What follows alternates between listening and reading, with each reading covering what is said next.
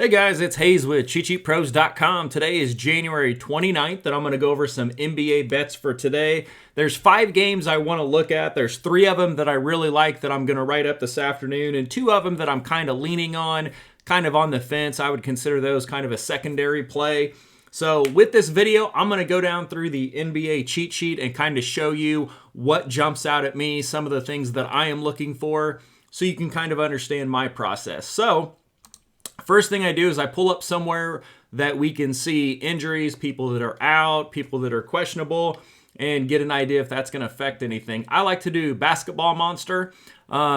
It's a good site, and it's got everything nice and easy over here on the right side, so I typically pull that up, and I'm just going to scroll down here. So here we can see LaMelo Ball is questionable, Hayward's out, Lowry's out, Garland's out, Donovan's in. Kind of flip down here, see if there's any big names that go out. Down here, Anthony Davis and LeBron James, both questionable. They're questionable every single game, so that's not a big deal. Kyrie out. Okay, Giannis is in. Middleton should be in. Embiid questionable. Maxey questionable. So we get an idea kind of who's in, who's out. So that's the first thing I do. Now I'm going to come over here to the cheat sheet. Now I like to start over here at the scoreboard tab and just kind of glance down and get an idea of like what our recommendations are. I don't necessarily like all of these, but it gives me a place to look if there's a huge slate like there is today of 12 games and you need to narrow that down.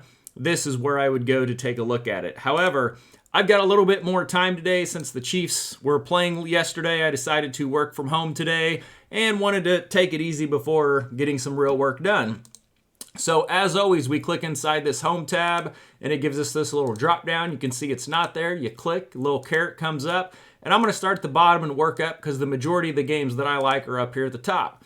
So looking at Philadelphia, Portland, we just looked. We have some questionable players with Maxey, Embiid. We don't really know. A spread of 9, that's quite a bit. This is a game that I would lean to Philadelphia if Embiid is going to play, just because Portland is absolutely terrible.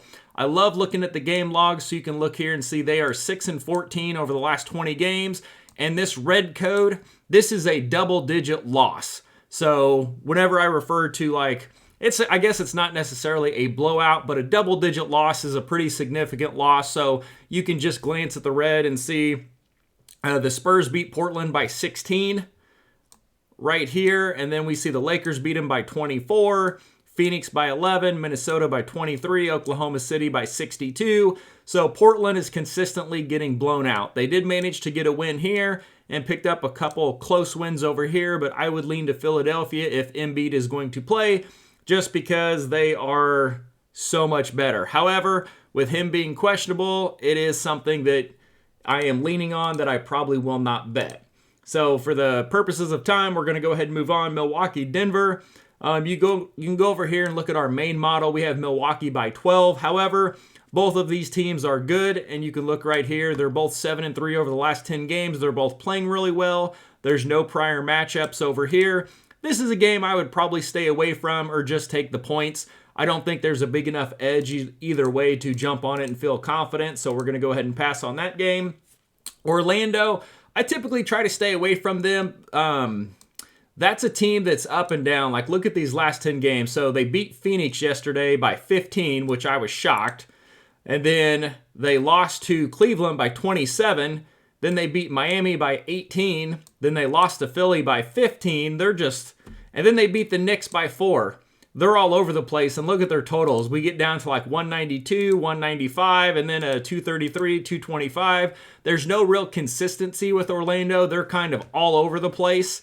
So that's a team I usually stay away from. And with Kyrie out, Luka should have a big game, but if you look over here at the possessions, Orlando's playing really slow. So maybe he doesn't have a monster game, but again, not an edge enough that I want to play, something I'm going to stay away from. Coming over here to Washington and the Spurs. I love the Spurs. Not necessarily for a bet tonight, but Wembanyama, when he's playing, is just so much fun to watch and bet props on. You can see here they played once. It was 131 to 127. I always look at prior matchups. And this PR, this is a prior matchup. So you can scroll down these 2 columns. And if you see these 3 little arrows, this is going to point you right to any prior matchup that they had in the last 30 games. So here we can see Washington lost, but it was a 258-point total. There should be a bunch of points scored in this game. However, Vegas opened this at 240 points. That is a lot. I typically don't bet anything. Total-wise, once it gets over like low 230s, when it gets above that, that's a pretty hefty number, so I usually stay away from it. But you can see here the Spurs have won 3 of the last 5 games, losing only to Oklahoma City and Philadelphia, which are solid teams, and they beat Washington by 4 in the last matchup. They beat Portland by 16 and managed to beat Minnesota by 1, so they are playing pretty decent. Washington beating Detroit's not that impressive, and pretty much everybody else they have lost to, so both of these teams stink. I don't want to lay 4 points, but if I did, I would lean over to the Spurs or the over, but again, that's above what I want to bet on. Minnesota OKC, I love OKC. The only NBA game I've ever been to, because we don't have one here in Kansas City, are the Oklahoma City Thunder last year, so I tend to follow them and root for them a little bit more. They're playing really good right now. I would lean over there on OKC, but again, I don't love it. Minnesota's decent, but you can see here they lost to the Spurs, they lost to Charlotte, and then they lost to OKC by 5. It should be a close game. You can see here in our main model, we've got OKC by 6, 114-108. Spreads 2, it's probably 3 by now, so not enough edge for me to jump into it and love it either way, but I would lean on OKC. Going up here to Memphis, Sacramento, I'm going to stay away from this game. Everything is kind of pointing towards Memphis. And then you can see here, the last time they played, Sacramento won by 31. But if you look recently, Memphis has been playing really good here. They've won 3 of the last 4. And then when they did lose to Indy, it was only by 6 points. But they knocked off Orlando, Miami, and Toronto, which isn't huge. But, I mean, that's enough to, take note. And then when they played Indy, this was a 9-point spread, which I thought was really high. They ended up losing by 6, so they did cover, but it was pretty close, so nothing we love there. Flipping over to the Lakers in Houston, this is one of the 3 games that I do want to bet today, and it's going to be over 230 points, or whatever that number's at. These typically move quite a bit, and I'm going to show you why. So down here, these are our efficiency numbers, and we're going to focus on... let's just focus on this right here. So I want to explain real quick what efficiency is. So efficiency is a really good stat because it is how many points a team is scoring or allowing per 100 possessions. So it's comparing apples to apples. It's on a 100 possession scale. If you look at points per game, that's not as accurate because you might have a team that's playing 107 possessions a game. Well, of course, they're going to put up more points because they have more possessions. And then you have Orlando, who's playing at 95 possessions a game. They play really slow, so people think they're not good because they don't score that many points. But when you look at offensive and defensive efficiency, you look at 100 possessions, so it's like apples to apples. It's really good. So right here, we break out the pace, and this is the possessions per game. So I look at it at the season. The last 3, I've got the rankings over here, so you can see if a team is going up or going down, where they're trending. We have the offensive numbers, and then we have the defensive numbers. To give you an example, Houston, right here, their offensive efficiency on the season is 1.10. That means they score 110 points per 100 possessions. Now, over the last 3 games, they are scoring a 1.16, which means they are scoring 116 points per 100 possessions. So they are 6 points better over the last 3. So you could say their offense is trending up. Now, defensively, 1.09, 1.08, that basically just means they're giving up 108, 109 points. It's pretty much the same season last 3. 1 point difference doesn't really move the needle for me. When you see games that move up, move down, that's one of them. But what jumps out at me here is the jump in pace. So you can see 105 and 103 on the season. To give you an example, league average is about 102.5. At the end of every year, it always falls right around that 102.4, 102.5, 102.6. So just think in your head, 102.5 possessions is kind of the league average. So if 2 teams play below that number, it really slows down. If they play above that number, it really speeds up. Well, 105, 103, that's going to be a faster paced game. It's slightly over with LA over, but look at these last 3.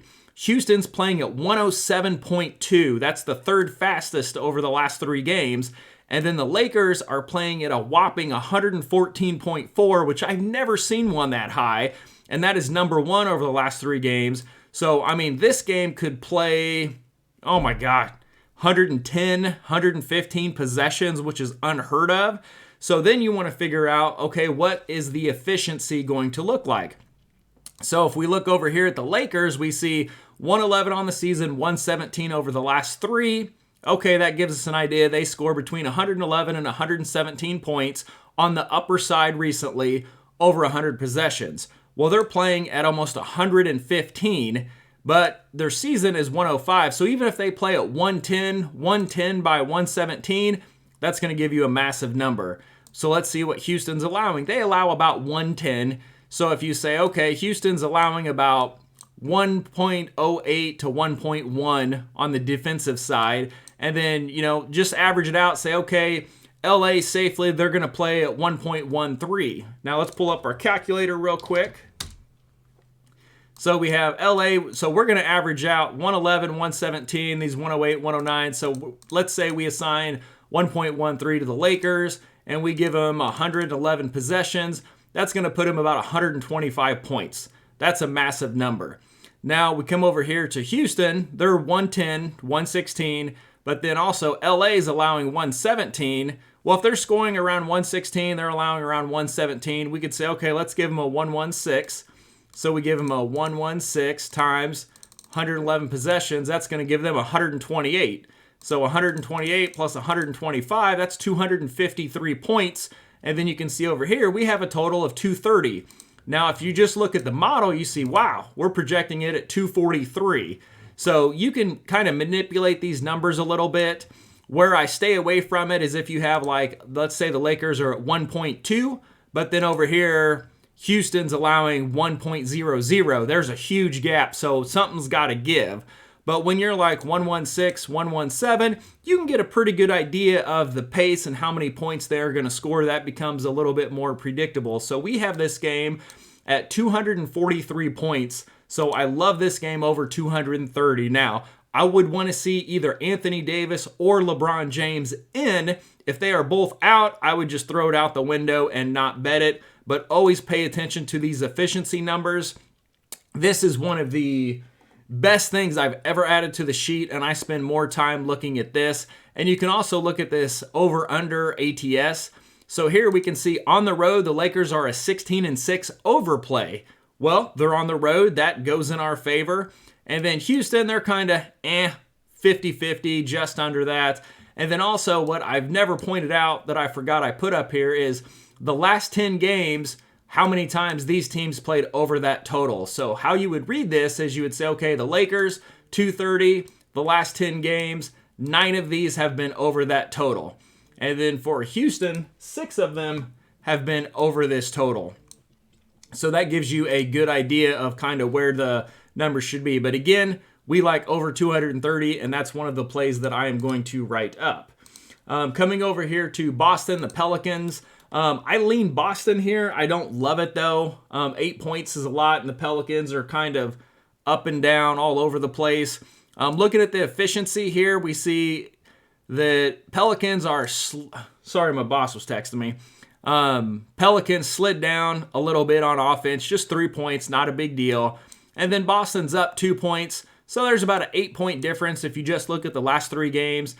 Defensively, there's about a 5-point difference, 2-5. So 2-point difference on the season, 5-point difference over the last 3. So 8 is a pretty good line. Our model has it projected at about a 12-point game, and Boston's -8. So I would lean Boston. That's how I would read that. But again, it's pretty efficiency-wise, it's pretty close. The one thing that would worry me, if you stayed away from it, though, is the Pelicans. Look, they've lost 2 in a row, 3 of the last 4. They beat Utah by 29 somehow, but then they lost by double digits to Phoenix, OKC, and Milwaukee. So I would probably lean Boston here, but again, just on a slate this big, I think it's a decent line. Let's look at these last 3 games real quick. Utah is the other game that I love. This is the second play with the Lakers over that I really like today. So you can see here they're 14-6 over the last 20 games. They're doing really well. Brooklyn, I don't know what happened. They started off really solid, And then once they flipped over here, they're 5-15 over the last 20, 3-7 over the last 10. But what I would give people some caution on is look at these games. People look at this and like, oh, they've lost a butt ton of games. They're 2-7 over the last 9. But if you look at this, look how close these games are. 2-point loss to Minnesota, 5-point loss to the Knicks, 2-point loss to Portland. Well, Portland sucks, so that's pretty bad. 1 point to Miami, and then 7-9, decent little losses there. But, 1 point within Miami, a 2-point loss, a 2-point loss, and a 5-point loss. Those games could have gone either way. Those were pretty close. Now, the Clippers killed them, and then they managed to beat the Lakers, and they managed to squeak by Houston, which Houston's up and down, but struggling right now. So I love Utah, though. Look at this, 7-3 over the last 10 games, and look at these greens. So this color code green is a double-digit win. So, of course, Charlotte and Washington, they stink, double-digit wins, okay. They beat Indy by 27, they beat Toronto by 32, Denver by 13, and Milwaukee by 16. And this Milwaukee game was on the road, so they're playing really good right now, 14-6 over the last 20. And if you want to get technical and kick that game out, you could say 14-5 over the last 19. I always look here at their point per game averages. They're +9. They're averaging 130 over the last 10 games versus only 121 of the opponent. So that is really good. There is a prior matchup. So we're going to scroll over here. We do see a prior matchup, and it was 125-108. They rolled Brooklyn by 17. And up here we have a spread of 1. So I'm more than happy to lay the 1 all day, every day. I have no problem with it. But I also want to check the efficiency. So we're not looking at a total, so I'm not real worried about the pace. But since we're looking at a side, I want to look at the efficiency. So here we see Utah's a 1.13, meaning they score 113 points per 100 possessions. And then they're up to 121, which is 4th best over the last 3 games. So that's a 9-point jump. That's really good. That just means that they're in the groove, they're shooting the ball well, they're scoring a lot of points. But also, if you look, they played Charlotte and Washington. So 2 of the 3 teams they've played have sucked. So take it with a grain of salt. But over here, Brooklyn, we see the other thing. So they went from 18th ranked to 30th on their offensive efficiency from the season of 1.11 to the last 3 of 1.01. So 1.01 I think is probably the lowest that we've seen. And they've played a couple decent teams, so, take it with a grain of salt. But when you have one team that's going up, so they're up to 121, and one team that's dropping, they're down to 101, you could look at this and say, okay, over the last 3, this team is hot, this team is cold. There's a 20-point gap on offense right there. So that's a clear edge over to Utah. Now, you want to look at the defense as well. Well, here we can see Utah's given up a lot more points, but they're also scoring a lot more points.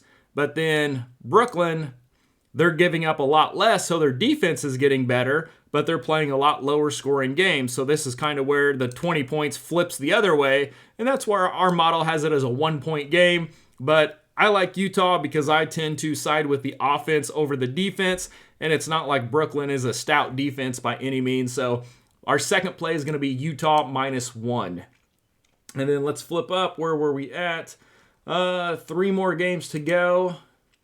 All right, Phoenix, Miami. I lean Phoenix here, but they burned me last night. We had them beating Orlando, and Orlando came out and beat them by 15. Nurkic was out of that game, so a lot of that rebounding it had to have hurt him. I didn't go look in the game. I saw it lost. I was like, oh well. Chiefs won. We're moving on. But if you look here, Miami's lost, 6 in a row, and 4 of those by double digits. They did play the Knicks, Boston, and then some mediocre teams. So I think Phoenix gets back on track here and gets a win. But again, Phoenix, you got to look, make sure Durant, Booker's play. I would prefer it if Nurkic was in. Offensive efficiency-wise, slight edge over here to Phoenix. Defensive efficiency, edge over to Phoenix again. You can see here Miami's 1.11 on the season, and then Phoenix is 112. So that's pretty close, 14th and 16th for the season. So you could say, hey, these defenses are about equal. But over the last 3 games, Miami's fell off. They're down to 129, so they're giving up almost 130 points per 100 possessions. Again, they did play the Knicks. They did play Boston. I don't really care about Memphis, but they played 2 good teams. So Phoenix +3 looks pretty good, but again, it's one I would lean on, not one that I love, but that's how I would look at that game. Let me see. Let's look. And then, so 2 more games, and we'll wrap this up. So Clippers, Cleveland. This should be a really good game. I don't have a side either way. Looking at this, both of these teams are solid. 8-2 over the last 10, 9-1 over the last 10. They're both plus points. Offensive efficiency, they are both up. Defensive efficiency, they are both holding people down. This should be a good close game. I would lean over to the Clippers -3. Our model has Clippers -5, 116. We have it almost right on the total. 225.5, we're at 227. They have a spread of 3, we have a spread of 5, so the slightest of edges to the Clippers. And the only reason I say that is they beat a really good Boston team by 19. Toronto, I don't care. Lakers are red hot. They beat them by 11. Oklahoma City's red hot. They also beat them by 11. So they have 5 double-digit wins in a row, and that includes wins against Boston, OKC, and the Lakers. Cleveland, they've done the same thing, but like Brooklyn is struggling. The Spurs aren't very good. They beat them by 2. Chicago's been up and down. Atlanta was struggling for a while, beat them by 21. Orlando, they're all over the place. And then they split against Milwaukee, so they're kind of all over the place. So slightest of leans to the Clippers. Now, let's get on to game number 3. Now, the third game, if I can click it, that I like is the New York Knicks -8. I may do a first half bet on this. I have not decided, but this is one of the 3 bets I'm going to write up. And again, it was LA Lakers over 230, Utah -1, and New York Knicks -8. Here we can see the Knicks. They have won, 6 in a row, and then 8 of the last 10. And let's see who they've played. So Miami, Denver, Brooklyn, Toronto, Washington, Houston. I don't really care about Houston, Washington. Toronto, decent win. They beat them by 26, so that was pretty handily. Brooklyn by 5, close. But then Denver by 38, Miami by 16. Impressive wins, so I like it. You can see our model here is drastically different. We have Knicks -32, so we have this 130 to 98, which that seems wild. But look at it, it's really not that far-fetched. Over the last 10 games, Charlotte has 6 double-digit losses. They're 2-8. They're averaging 107 points per game while allowing 122. So they are way upside down. So 8 just feels like way too low of a spread. This should be at least 11 or 12. And then let's look at the efficiency numbers over here. And so over here, the Knicks, 115 up to 124. That's phenomenal. And then Charlotte, 107 to 108. They're kind of, they're the same. Bottom 5 in the NBA. And then defensive efficiency, you can see here the Knicks, 109 down to 103. So they've gotten about 6 points better over the last 3 games. And then Charlotte, they're not really getting better at anything. So they're allowing 1.18 on the season and 1.25 over the last 3. So if you just glance across these 2 numbers here, you could look at this and say, okay, the Knicks are a 16-point better offense, or a 16-point edge. And then over here, they're about 20 points better on the defensive side. So I'm going to lay 8. I'm good with that. You know, we're better on both sides of the ball. Even if we divide that by 2, we're still covering twice that spread. So Knicks is going to be my favorite play. And again, with the Lakers, if LeBron or what's-their-face is out, look at D'Angelo Russell. On our prop sheet, I pulled up this today, and D'Angelo Russell, his points line is 17.5. Look at his recent games. 28, 29, 27, 34, 20, 29. So if LeBron doesn't play, I don't worry at all. Russell can step in there with AD and go to town. So he's doing really well. So those are the plays I like. Once again, New York Knicks -8, Utah -1, LA Lakers over 230, and I lean Philadelphia if Embiid plays, and OKC -2. Good luck.